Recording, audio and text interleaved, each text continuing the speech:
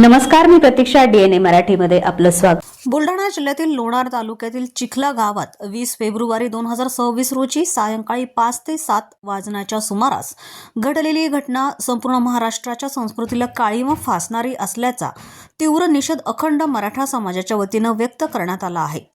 शिवस्मारक हटविण्याच्या उद्देशाने काही समाजकंटकांनी मराठा समाजातील बांधव व भगिनींवर दगडफेक व मारहाण केल्याची घटना अत्यंत संतापजनक असून या प्रकरणात संजीवनी वाघ यांच्यासह अनेक महिलांवर अमानुष अत्याचार झाल्याची माहिती समोर आल्याचं निवेदनात नमूद करण्यात आलं आहे.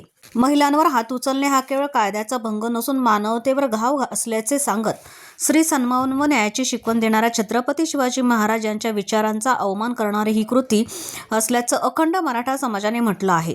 या घटनेची निष्पक्ष चौकशी करून दोषींवर कठोर कायदेशीर कारवाई करावी अशी मागणी अखंड मराठा समाजाच्या वतीनं अपर जिल्हाधिकारी शैलेश हिंगे यांना निवेदन देण्यात आलंय.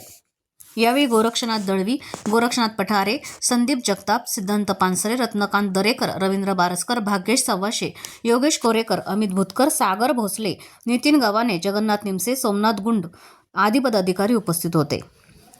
जय शिवराय.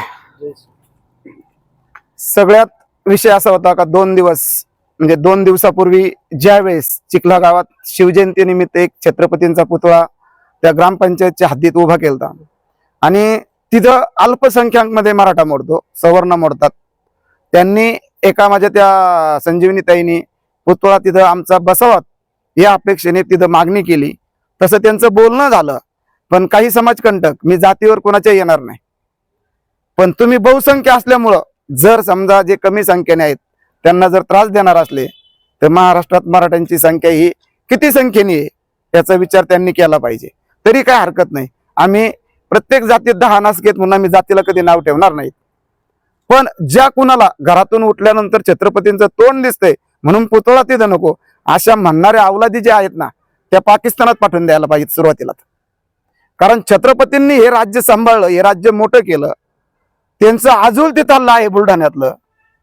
आणि त्या ठिकाणी जर छत्रपतींचा पुतळा बांधायला जर अडचण येत असेल आणि तुम्ही जातीयवाद घडत असेल तर हे नक्कीच निषेधार्थ आहे. यासाठी माझं म्हणणं असं आहे का त्यामध्ये जे दोषी आहेत आणि खरे दोषी आहेत त्यांच्यावर कठोर कारवाई झाली पाहिजे. अन्यथा आमचे हात मोकळे आहेत, आमचे दांडके मोकळे आहेत आणि जी वेळ येईल त्या वेळेला समोर जाण्यास बी आम्ही तयार आहोत. हे शासनाने आणि त्या दुष्कृत्य लोकांनी लक्षात ठेवा. जय शिवराय. जय जिजाऊ, जय शिवराय, जय शंभूराजे. बुलढाणा जिल्ह्यातील लोणार तालुक्यातील चिखला या गावात जी घटना घडली ती अतिशय निंदनीय, महाराष्ट्राला काळिंबा फासणारी घटना घडली. आज ज्या छत्रपतींनी पूर्ण महिलांना संरक्षण दिलं, महिलांसाठी जे लोणारमध्ये एवढी भयानक घटना घडली की आपल्या ताईला मारहाण होऊन तिच्या अंगावरील कपडे फाडण्यात आले. त्या घटनेसंदर्भात आज आम्ही कलेक्टर साहेबांना निवेदन दिलं आहे.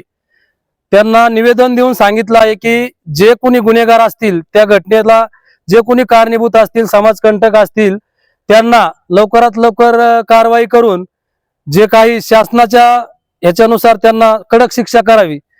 तसेच महाराष्ट्रातील सर्व जनतेला एक आव्हान आहे, आज आपल्या आई बहिणी सुरक्षित नाहीत अशा समाजकंटकांना समाजानेही प्रत्येक ठिकाणी त्यांना जागा दाखवून द्यावी हीच अपेक्षा आहे. जय जिजाऊ, जय शिवराय.